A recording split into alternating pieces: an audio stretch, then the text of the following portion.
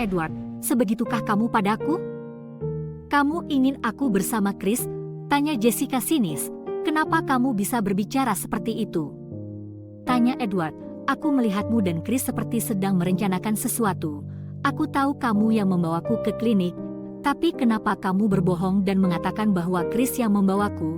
Tanya Jessica kesal. Edward menelan salivanya karena ia tertangkap basah oleh Jessica. Ia pikir Jessica tidak menyadarinya. Bukankah kamu tadi tidak sadarkan diri? Tanya Edward. Tidak, aku hanya menutup mataku. Saat berada di klinik saat itu aku tak sadarkan diri. Aku bisa membedakan mana aroma tubuhmu dan juga aroma tubuh pria lain. Edward, maki Jessica. Chris menyukaimu, ia lebih pantas untukmu Jess. Ia lebih tampan dan juga senior, memiliki pangkat dan jabatan lebih dariku. Menurutku itu adalah kesempatan yang bagus, ucap Edward seakan tak bersalah. Bukankah kamu yang mengatakan bahwa perasaan tak bisa dipaksa? Kenapa sekarang kamu melakukan hal sama padaku? Edward, jika kamu tidak merasakan hal sama denganku, setidaknya cukup kamu yang merasakan cintaku padamu, tanpa kamu harus berbagi pada orang lain. Maki Jessica kini mulai terisak. Jessica kembali mengabaikan Edward dalam perjalanan ke barak. Setibanya di parkiran, Jessica membanting pintu mobil dengan kerasnya sehingga Edward terkejut dengan sikapnya. Padahal aku melakukannya tulus. Jess, lebih baik dicintai daripada mencintai. Ketika kamu lebih mencintai maka sakitmu juga akan melebihi rasa cintamu, gumam Edward dan segera meninggalkan area parkir dan kembali ke kamarnya. Jessica masuk ke kamarnya dan menangis di bawah selimutnya hingga pagi. Ia sama sekali tidak bisa tidur dengan kejadian seharian ini. Chris mengirimi pesan untuk Jessica. Chris, Jessica, maafkan kelakuan sahabatku tadi siang. Aku yang memintanya untuk berbohong. Aku hanya ingin terlihat olehmu. Hanya itu saja. Aku tak ingin kamu menjadi salah paham padaku atau Edward. Jika Edward begitu tidak menyukaimu, maka aku akan menjadi pendengar sejatimu. Isi pesan Chris pada Jessica. Jessica membaca isi pesan dari Chris. Ia begitu enggan untuk membalasnya, namun mengingat Chris adalah mayor jenderalnya, maka tak mungkin ia membiarkan pesan itu tersampaikan. Namun tak ada balasan. Jessica, terima kasih Maijen atas perhatianmu. Aku tidak akan salah paham apapun terhadapmu ataupun Kapten Edward. Aku begitu memahami situasi saat ini. Terima kasih sudah menawarkan untuk menjadi pendengar sejatiku. Namun aku sedang tidak dalam ingin didengar apapun oleh siapapun. Balasan pesan Jessica pada Chris. Chris yang mendapatkan penolakan yang menohok dari Jessica hanya bisa mengelus dadanya. Suatu saat akan aku pastikan kamu menjadi milikku Jess. Kamu yang akan menjadi orang terakhir yang melihatku setulus ini, gumam Chris sekembalinya dia ke ruangan VIP miliknya. Sandy sudah menunggu kehadirannya dengan Diana di sampingnya. Sayang, kemana saja kamu? Tanya Diana menghampiri dia.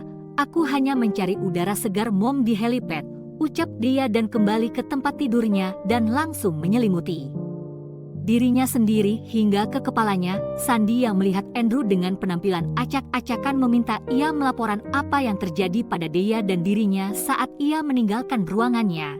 Ada apa dengan penampilanmu? Tanya Sandy. Aku terlibat salah paham saat kesini Tuan, jawab Andrew terbata dan gugup. Tadi aku melihat Nona Daisy di rooftop dan hendak bunuh diri Tuan. Aku berhasil mencegahnya, ucap Andrew lagi. Diana yang mendengar pembicaraan itu langsung menghampiri dia yang sudah menyelimuti seluruh tubuhnya dengan selimut. Sayang, kenapa kamu berniat mencelakai dirimu saat kamu baru saja siuman dari tidur panjangmu? Tanya Diana dengan penuh hati-hati. Dia membuka sedikit selimutnya dengan perlahan, air matanya sudah membasahi selimut. Ia tidak habis pikir mengapa ia terjebak di tubuh yang salah. Mommy, aku ingin sedikit terluka untuk membuatku tak sadarkan diri dan bisa kembali pada tubuhku yang asli. Aku tak ingin Daisy tidak bisa kembali dengan adanya jiwaku tubuhnya, ucap dia terisak. Tidak sayang, kita harus menunggunya lebih lama. Jangan sakiti dirimu dan Daisy. Untuk saat ini kita serahkan pada yang di atas yang mengatur takdir kita sedemikian ini, terang Diana mencoba menenangkan. Mom, aku ingin berlatih berjalan lebih banyak. Aku ingin kembali bekerja. Aku bingung harus melakukan apa. Dengan rutinitasku yang biasa aku begitu sibuk. Jadi dengan hanya tiduran seharian, itu bukan lifestyle-ku Mom, ucap Dea. Sebaiknya kamu istirahat dulu sambil berlatih jalanmu sebelum kamu kembali ke kursi direktur dan meja operasimu, ucap Diana. Saka kembali ke kantornya saat ia terus terjebak pada pesaraannya dan terus kembali ke rumah sakit.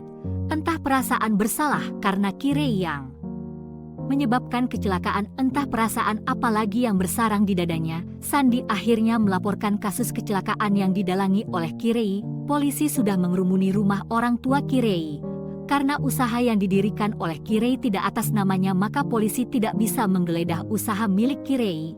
Maka satu-satunya tempat mencari keberadaan Kirei hanyalah di kediaman orang tua Kirei. Saat berada di rumah Kirei, ibunya sakit akibat makan yang tidak teratur dan suaminya selalu memujuk istrinya untuk makan teratur, maka ia akan membawa Kirei kembali ke pelukannya. Namun tak berselang lama polisi sudah mengepung rumah Kenzi dan memperlihatkan surat perintah penangkapan untuk tersangka Kirei. Apa saudari Kirei berada di rumah saat ini? Tanya polisi kepada Kenzi selaku ayahnya Kirei. Ada apa? Kenapa kalian datang mencari Kirei? Tanya Kenzi. Yugana masih berada di kamarnya tanpa menyadari bahwa polisi sudah berada di rumahnya untuk menangkap putri sematawayangnya. Saudari Kirei terlibat dalam kasus kecelakaan dan upaya pembunuhan berencana pada saudara Sandy beserta keluarganya. Jelas polisi pada Kenzi. Kenzi yang mendengar hal tersebut merasakan sakit di titik inti dadanya. Ia begitu tersiksa dengan kelakuan putrinya. Maaf Pak, saya tidak mengetahui keberadaan putri saya sudah 1 bulan ini. Ia juga tidak menghubungi kami. Yang saya tahu ia menjual dirinya di pelelangan dan kini sudah terjual. Saya juga sedang mencari keberadaannya, jawab Kenzi. Polisi yang mendengar pernyataan Kenzi kini pamit untuk mencari keberadaan Kirei lebih lanjut. Pihak kepolisian mengerahkan anggotanya untuk mencari informasi tentang pelelangan dan catatan ponsel milik Kirei dan orang tuanya serta catatan keberangkatan internasional dan domestik. Pihak kepolisian mendapatkan petunjuk keberadaan Kirei. Menurut catatan keberangkatan domestik ia tidak bepergian, tapi menurut catatan keberangkatan internasional ia kini berada di New York. Pihak kepolisian Jepang kini menghubungi dubes di Kedutaan Negara Amerika Serikat untuk meminta mencari warga negara mereka. Kini Kirei ditahan oleh pihak kepolisian Amerika Serikat untuk dibawa kembali ke negara asalnya untuk menindaklanjuti kasusnya. Kirei memang mempunyai uang yang cukup banyak untuk membayar pihak kepolisian di negaranya agar tidak dipenjara. Namun pengaruhnya dan potensinya di negara tidak bisa membuatnya lolos dari hukuman itu. Kini ia tetap harus mempertanggungjawabkan kecerobohannya sendiri. Kini ia cukup menyesali dengan tidak memikirnya resiko dan juga kehancuran seperti apa yang akan ia alami ke depannya. Kirei tiba di Jepang. Kirei langsung dibawa menuju kantor pusat kepolisian dan dia harus melewati 15 jam interogasi tentang sabotase kecelakaan yang membuat keluarga Sandy dengan kedua putrinya koma. Walaupun salah satu dari mereka kini sudah sadarkan diri, namun kejanggalan terus terjadi akibat dari kecelakaan tersebut. Salah satu putri Sandy harus menerima bahwa jiwa mereka kini tertukar.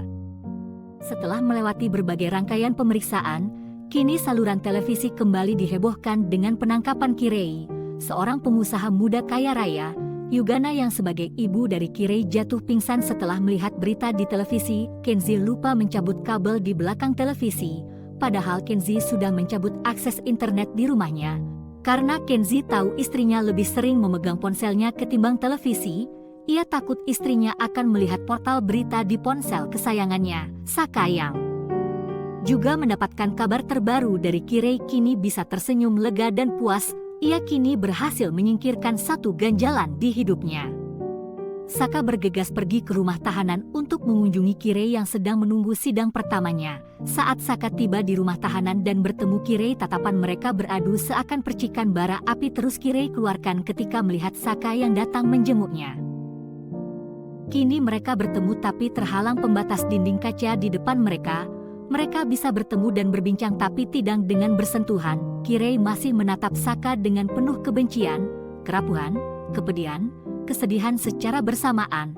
Karena Kirei tahu bahwa Sakalah yang membuat ia mendekap di balik jeruji besi saat ini. Bagaimana kabarmu? Sapa Saka memulai perbincangan antara mereka berdua. Menurutmu apa aku baik? Tanya Kirei sinis dan masih menatap lekat ke arah Saka. Aku hanya berniat memberimu pelajaran yang setimpal Kirei. Aku pernah menutup mata dan telingaku saat kejadian yang sama sebelum ini, bukan? Kini kamu salah menyinggung orang. Kamu sudah dibebaskan hanya dengan pelelangan yang cukup sederhana bagimu. Dan aku tahu kamu bisa dengan mudah keluar dari pelelangan tersebut. Tapi kamu malah menyulut kobaran api yang lain yang lebih besar. Mungkin menurutmu, kamu sudah dengan rapi merencanakan dan menyusun ini semua, tapi kamu lupa melenyapkan bukti dan saksi pelaku. Sebenarnya dan akan membuatmu ikut terjebak dan terjerat. Ujar Saka panjang lebar yang membuat Kirei semakin jengkel. Saka, aku tidak butuh nasihat busukmu itu. Jika kamu datang tidak berniat membantu dan meringankan bebanku, maka pergilah, aku sangat lelah. Aku membencimu. Aku yang dulu pernah sangat dalam mencintaimu, kini aku orang yang paling depan untuk membencimu, maki Kirei. Nanti jika suatu saat kamu tidak lagi mendengar kabarku, aku minta maaf pernah mengharapkanmu sedalam itu. Tentang perasaanku padamu, terima kasih. Kamu tidak sedikit pun bersalah yang telah mendiamiku. Akulah yang salah memahami bahwa langit memang tak mampu untuk memeluk bumi. Ucap Kirei lagi kini benar-benar pergi dari hadapan Saka. Kirei begitu sakit melihat Saka yang tak pernah berada di pihaknya. Ece menatap penuh prihatin pada sosok wanita yang pernah ia cintai dan juga berbagi keringat di malam penuh gairah bersama. Ada apa kamu datang? Tanya Kirei tidak sesinis saat bersama Saka. Bagaimana bisa kamu berakhir di sini? Tanya Ece mendekatkan wajahnya ke arah dinding kaca pembatasan antara mereka. Aceh, bantu aku menangani kasus ini, pinta Kirei sambil menggigit bibir bawahnya dan mata yang penuh permohonan pada Aceh. Aku harus tahu masalah apa yang kamu ciptakan saat ini, tanya Aceh lagi. Aku menyabotasekan kecelakaan pada wanita yang menyukai Saka. Aku mencelakai keluarga dalam satu mobil ketika mereka hendak pergi ke bandara, ucap Kirei menunduk. Lalu imbalan apa yang akan aku dapatkan ketika kamu bebas berkatku? Tanya Aceh lagi. Apapun itu, bahkan jika aku akan menjadi pemuasku selamanya maka aku akan memenuhinya, jawab Kirei putus asa. Dengan satu syarat, ketika kamu jadi pemuas nafsu, tak ada lagi nama laki-laki lain di hatimu, hanya ada aku. Bagaimana? Tanya Aceh lagi. Kirei kaget dengan pertanyaan Aceh. Bukankah ia sudah memiliki Intan? Lalu mengapa ia ingin dicintai layaknya sepasang kekasih? Bukankah kamu sudah memiliki Intan? Kenapa aku harus mencintaimu juga? Tanya Kirei penasaran. Aku membayangkan mempunyai dua wanita di hidupku sepertinya akan menyenangkan, ucap Aceh tertawa renyah. Dasar laki-laki, tapi jika diingat malam yang panas itu, aku tidak meragukan kegagahan Aceh padaku walaupun seumur hidup bersamanya dan tak ada laki-laki lain di hidupku, gumam Kirei membatin. Baiklah. Apapun itu asal kamu mengeluarkanku dari sini, jawab Kirei. Asal. Oh iya, satu lagi, tidak ada balas dendam lagi di kemudian hari. Aku tidak ingin terlibat terlalu jauh antara kamu dan Saka. Walaupun kata orang musuh dari musuhmu adalah teman, tapi tidak untukku. Aku punya cara sendiri untuk membuat Saka jatuh, pekik Aceh. Baik, aku tidak akan pernah meragukanmu, jawab Kirei kini bisa tersenyum penuh harapan. Kirei dan Aceh kini pergi. Kirei kembali ke selnya dan Aceh kembali ke kantornya. Aceh juga tak kalah berpengaruh di Jepang. Ia bisa mendatangkan komisaris polisi ke hadapannya. Aceh akan membantu Kirei kali ini. Ia benar-benar akan membuat Kirei menjadi budak seksnya ketika ia bosan dengan kekasihnya Intan. Apalagi Intan sering bepergian untuk memenuhi karirnya sebagai model. Setelah kepergian Saka dan Aceh, kini orang tua Kirei yang berkunjung ke rumah tahanan tempat anak mereka ditahan. Bagaimana kamu hidup tanpa mengabari kami sekalipun? Bahkan kami tidak kamu anggap sebagai orang tua. Tanya ibu Kirei. Emosi Kenzi hanya mengelus punggung istrinya agar sedikit mengontrol emosinya. Di antara mereka memang Yugana yang paling tersakiti di sini, karena Kenzi tahu keberadaan Kirei selama ini tanpa mengekspos pada istrinya. Maafkan aku yang tidak bisa jadi anak yang penurut, ucap Kirei menunduk menandakan ia sangat menyesal atas perbuatannya. Ini semua salahku yang meminta ibunya Saka untuk menjodohkan kalian. Jika aku tahu hal seperti ini akan terjadi suatu hari, maka aku tidak akan pernah membiarkan anakku jatuh dalam pelukan pria yang salah, maki Yugana. Ibu, ini bukan salah Saka. Akulah yang mencintainya lebih dulu. Aku juga yang mengobarkan api cemburu di dadaku lebih dulu sehingga bukan hanya dadaku yang terbakar, justru kini seluruh tubuhku Kirei mulai terisak. Ia tidak ingin membuat Yugana memiliki dendam juga semakin menjadi-jadi dan membuat keluarganya ikut membalas dendam, dan akhirnya dendam ini tidak pernah usai. Terus bagaimana denganmu? Kenapa kamu tidak bisa mengontrol dirimu sendiri? Apa otakmu hanya sebagai penghias di tubuhmu? Maki Kenzi Yugana menepuk pundak suaminya bermaksud agar tidak mengeluarkan kata-kata makian yang akan membuat Kirei semakin tersudut.